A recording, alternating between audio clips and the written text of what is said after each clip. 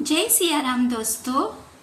प्रभु श्री राम की महिमा तो अनंत है, लेकिन आज मैं आपको एक ऐसी बात बताना चाहती हूँ जो कम लोग जानते हैं। श्री राम का निष्काम प्रेम, निस्वार्थ प्रेम। आपने देखा होगा कि श्री राम जी ने अपने जीवन में हर किसी से प्रेम किया, लेकिन उनका प्रेम कभी भी किसी स्वार्थ या मोह से नहीं बंधा था। उनका हर संबंध कर्तव्य, त्याग और मर्यादा पर टिका हुआ था।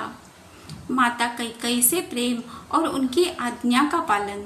कैकेयी ने जब 14 वर्ष का वनवास दिया तो श्री राम जी ने कभी उनके प्रति क्रोध नहीं किया। उन्होंने उसे माता का आशीर्वाद समझकर स्वीकार कर लिया और प्रेम पूर्वक वन में चले गए। यह दिखाता है कि उनका प्रेम किसी अपेक्षा पर आधारित नहीं था। केवट प्रसंग, निष्काम प्रेम की मिसाल। जब श्री राम गंगा पार करने जा रहे थे तो एक निषाद राज केवट ने बिना कुछ मांगे निस्वार्थ भाव से उनकी सेवा की।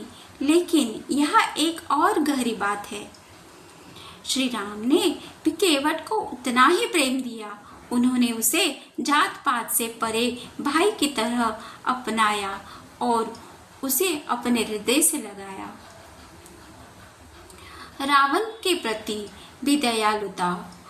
युद्ध के बाद जब लक्ष्मण ने श्री राम से कहा कि रावण पापी है, इसे जल्दी से मार डालना चाहिए, तो श्री राम ने कहा, रावण अभी ज्ञान से भटक गया है, लेकिन यह भी मेरा ही भाई है।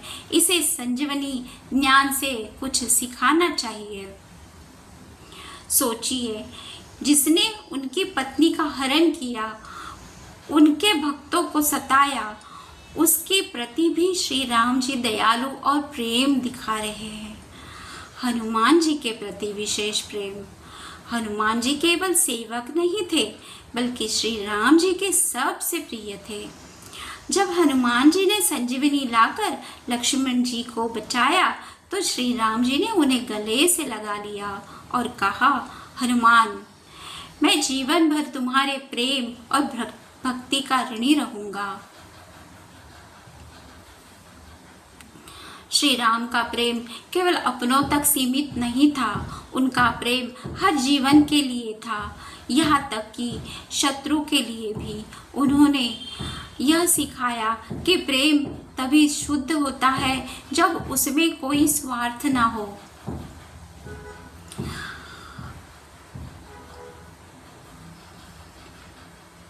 उनको अपनी पत्नी से प्रेम, उनको अपनी पत्नी माँ सीता से बहुत प्रेम था, लेकिन प्रभु जी को अपने ही प्रिया से विलंब मिला। जब वो उनसे दूर थे तो प्रभु उनके वियोग में उन्हें बहुत याद करते थे। उन्होंने अपनी प्रजा के सुख समाधान हेतु अपनी प्रेम प्रिया को जंगलों में भेज दिया। क्या वो खुश थे? उनकी पीड़ा को कोई नहीं समझा। जब माता जी ने अग्नि परीक्षा दी तभी वो एक दर्द भरे मुश्किल का सामना कर रहे थे। एक प्रजा के पिता राजा होने का उन्हें एक विष के समान था, लेकिन वो पी गए। जब माँ ने अपने आप को धरती में समाहित किया तभी वो जो पीड़ा को सहन कर रहे थे, वो दुख, वो परेशानी किसी ने न देखी। राजे थे ना, दुखों को, उस पीड़ा को घूट घूट के पी रहे थे। उनका वो बलिदान, वो त्याग, वो समर्पण को मैं कोटि कोटि प्रणाम करती हूँ। मेरे प्रभु, मेरे राम।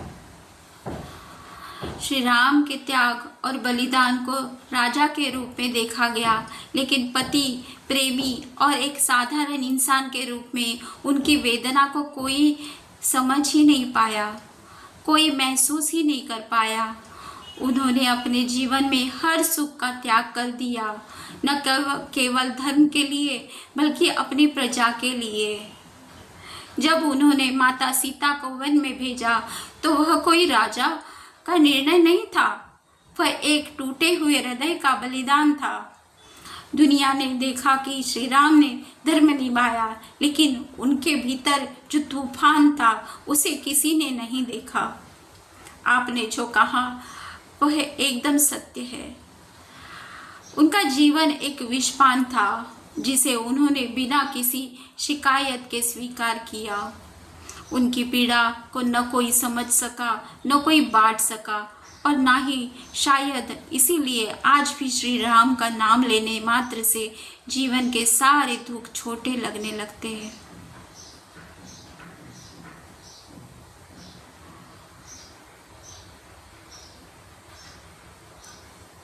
हमें भी प्रभु श्री राम की तरह प्रेम करना चाहिए, निस्वार्थ प्रेम, बिना किसी स्वार्थ के, बिना किसी बदले के, बिना किसी अपेक्षा के।